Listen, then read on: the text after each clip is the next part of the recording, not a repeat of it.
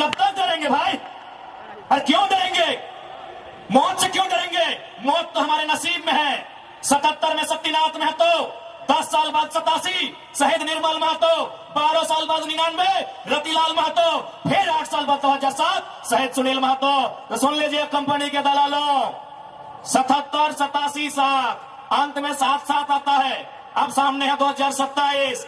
आप तैयारी कर लीजिए जयराम महतो के लिए। साफ शब्दों में कहेंगे कि मर्यादा पुरुषोत्तम को श्री राम कहते हैं, मर्यादा पुरुषोत्तम को श्री राम कहते हैं, बांसुरी वाले को घनश्याम कहते हैं, मिसाइल मैन को अब्दुल कलाम कहते हैं, और जो टाटा बीसीएसएल से आंख मिलाए उसे टाइगर जयराम कहते हैं।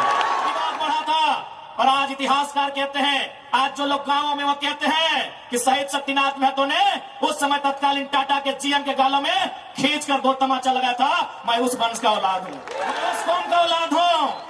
हाँ, ये मानता हूं कि बदले में फिर बाद में शहीद शक्तिनाथ महतो की हत्या उसी टाटा के जीएम के नेतृत्व में हुआ था।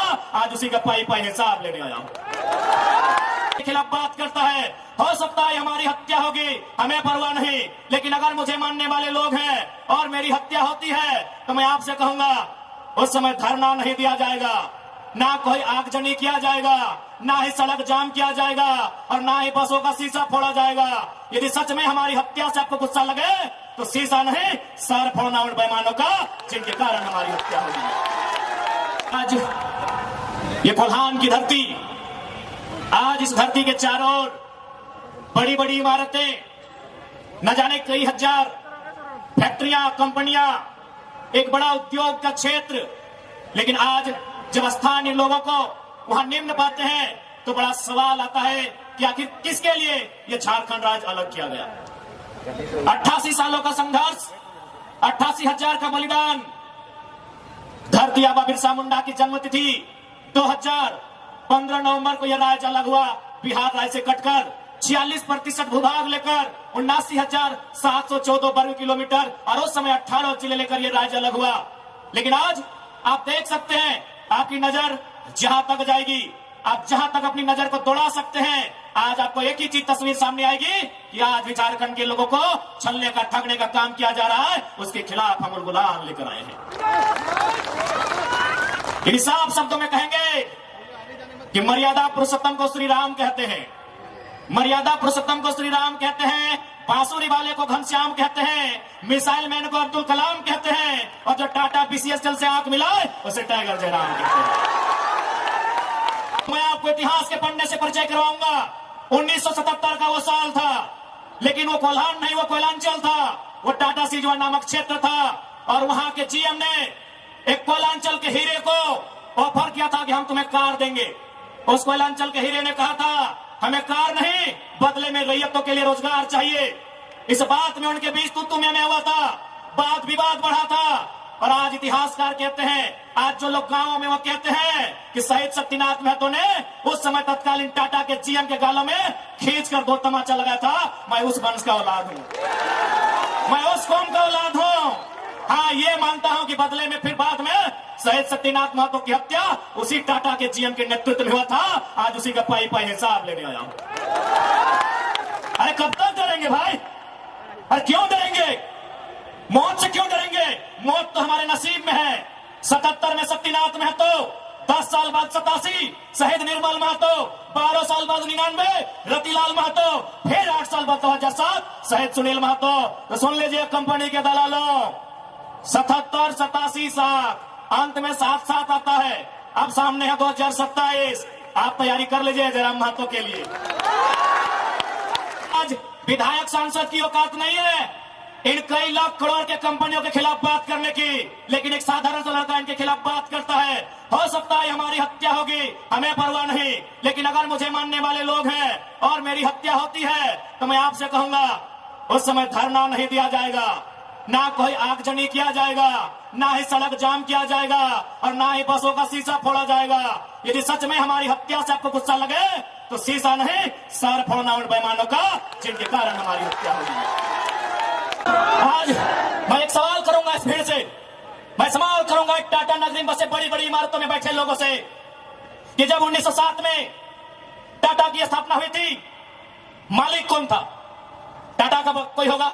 आज 115 साल बीत चुके हैं, आज टाटा का मालिक कौन है? आज भी टाटा का मालिक टाटा का वंशी है। 100 साल पहले टाटा ने पूंजी का इन्वेस्ट किया था, आज 100 साल बाद भी टाटा का मालिक टाटा का वंशज है। लेकिन एक सवाल होगा मेरा, 100 साल पहले जिन कुर्मियों ने, जिन संथालियों ने, जिन हो ने, जिन गोड़ाई ने, जिन धीवर ने, जिन अल्पसंख्यक ने टाटा में जमीन दिया था, आज उस परिवार के पास क्या नौकरी है? आज हम सवाल करेंगे। अरे आपने पूंजी लगाया, 100 साल बाद आप मालिक है, हमने भी पूंजी दिया है। पूंजी 2 प्रकार की होती है इंपॉर्टेंट, एक जमीन, दूसरा अर्थ। अर्थ आपका, मालिक आज आप है, जमीन हमारी, हम कहां ये सवाल करेंगे। ये कैसा देश है जो कहते हैं गांधी का देश है, ये किसानों का देश है? गांधी जी कहते थे कि किसानों की आत्मा बसती है गांव में, तो आज कहां है गांव? आज कहां है किसान? केवल पूंजीवादी का हावी, आज चारों तरफ केवल कैपिटलिज्म के लोगों का दबदबा। ठीक है, हम विकास के विरोधी नहीं है, अरे हमने इंसान भी दिया है और जमीन दान भी दिया है। हमने इंसान के रूप में कभी बिरसा भगवान को दिया, कभी भागीरथ मांझी, कभी तिलका मांझी को दिया, तो कभी निर्मल महतो, तो कभी सुनील महतो जैसे शेर को हमने दिया। और जमीन की बात कीजिएगा तो जहां तक टाटा की नजर जाएगी वो जमीन सारी की सारी हमारी है। क्या नहीं दिया हमने विकास के नाम पे? विकास के नाम पे हमारा कत्ल हुआ, विकास के नाम पे हमारा गांव उजाड़ा गया, विकास के नाम पे हमको लूटा गया। और आज अगर हम सवाल करेंगे तो आप हमें उग्रवादी जैसे शब्दों से नवाजेंगे। तो आज ये बात जान लीजिए, भले आज ये आपका समय है क्योंकि प्रधानमंत्री आपके हैं, सही बात है, किसानों के प्रधानमंत्री नहीं है। भले आप भावनाओं में वोट देते हैं, आज फिर किसान आंदोलन कर रहा है, किसान 700 मर चुके हैं, ये किसानों के प्रधानमंत्री नहीं है। अगर ये किसानों के प्रधानमंत्री होते तो एक रूल बनाते हैं। 1984 तक टाटा ने जो 15,000 एकड़ जमीन का अधिग्रहण किया है, उसमें मात्र 3,000 एकड़ में प्रोडक्शन का काम हुआ है, मात्र 3,000 एकड़ में कंपनी का एस्टेब्लिशमेंट किया गया है। यदि ये देश और ये वर्तमान के प्रधानमंत्री अगर किसानों के होते तो एक फरमान जारी करते कि बाकी जो आपके पास 12,000 एकड़ बचा है उसे पोल्ट्री फार्म खोलना है क्या? उसे पोल्ट्री फार्म खोलना है? जी नहीं, रियल एस्टेट को बेचना है। हमारी जमीनें टाटा डिसाइड करेंगे, रियल एस्टेट को बेचना है। इसलिए अगर सच में ये किसानों के प्रधानमंत्री होते तो एक नियम बनाते, और ये नियम है भी, बाकायदा न्यायालय में चर्चा हो चुका है कि यदि किसी कंपनी ने जमीन लिया है और उस जमीन पे काम नहीं हुआ है तो रैयत को वापस लौटाना चाहिए। टाटा ने 15,000 एकड़ जमीन लिया है, मानते हैं 3,000 एकड़ पर इन्होंने काम किया है, चलिए 3,000 एकड़ एक्स्ट्रा, अभी भी 10,000 एकड़ जमीन है जो इनके कब्जे में है, वो यहाँ के रैयतों को वापस मिलना चाहिए। तब मानेंगे गांधी का देश है, तब मानेंगे किसानों का देश है। आप बोलेंगे हम मान लेंगे, दीजिए 10,000 एकड़ जमीन वापस, तब मानेंगे किसानों का देश है, तब मानेंगे महात्मा गांधी का देश है। आज और तमाम जितने भी IAS, IPS मिनिस्टर, आज अगर मैं साफ कहूंगा कि संविधान की जितनी हत्या उग्रवादी आतंकवादी करते हैं उससे कहीं ज्यादा वो IAS, IPS और मिनिस्टर संविधान की हत्या करता है जो पूंजीपतियों का साथ देता है। क्यों पता है? पढ़े लिखे लोग, पुलिसकर्मी भाई आप भी सुनिएगा कि आपके SP संविधान की हत्या कैसे करते हैं। हाँ, पुलिस वाली दीदी आप भी सुनिएगा कि आपके DC संविधान की हत्या कब करते हैं।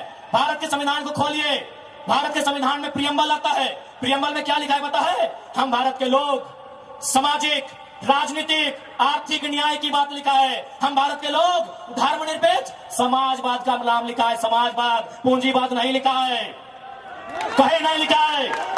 भारत के संविधान में समाजवाद लिखा है। हम भारत के लोग धर्मनिरपेक्ष समाजवाद भारत की निर्माण करेंगे। आज ये जो भी IAS, IPS अगर पूंजीवाद का पक्ष लेते हैं, नक्सली से भी बड़ा नक्सली वो IAS, IPS होते हैं। हम सीना ठोक के कहेंगे।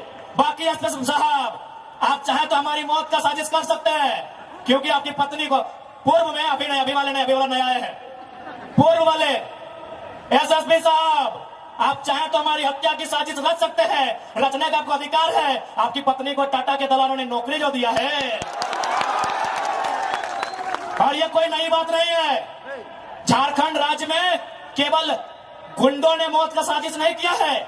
बगोदर के एक विधायक थे, नाम अगर आप नहीं जानते तो सुन लीजिए, कॉमरेड महेंद्र सिंह, उनकी हत्या में SP का हाथ था। सीना ठोक के कहते हैं आज भी गांव में लोग कहते हैं कि कॉमरेड महेंद्र सिंह की हत्या में उस समय जो भी थे, क्योंकि हम लोग उस समय अंडा थे, अंडा मेरा छोटा बच्चा थे, हमें आइडिया नहीं है, जो भी थे, जिस भी जिला के थे, झारखंड में 24 में से एक एसपी का हाथ था महेंद्र सिंह की हत्या में। तो ऐसे लोग जिनकी पत्नियों को, जिनके बच्चों को ये लोग नौकरी देंगे, वो हत्या करने से पीछे कैसे हटेंगे? तो सुन लीजिए महोदय, क्योंकि आपकी योग्यता का हम सम्मान करते हैं, आपकी प्रतिभा का सम्मान करते हैं, आपकी एजुकेशन का सम्मान करते हैं, लेकिन एक बात कहेंगे, हम गरीब लोग हैं, बद्दुआ नहीं देते हैं, लेकिन हमारे दिल से एक हाय निकलती है, उस हाय से याद रखिएगा, ये विधाता आपको कभी माफ नहीं करेगा। अरे भाई, अगर हिम्मत नहीं है तो काहे गर्व से बोलते हैं कि आईएएस आईपीएस बन के आए हैं? अगर Tata, Vedanta, Birla, BCCL, CCL, Ambani, Adani, Usha Martin, TISCO, Telco, अगर उनकी गलत नीतियों से आपको लड़ने का हिम्मत नहीं है तो काहे खुद को आईएएस आईपीएस की गिनती करवाते हैं? चपरासी बनिए, चपरासी बनिए।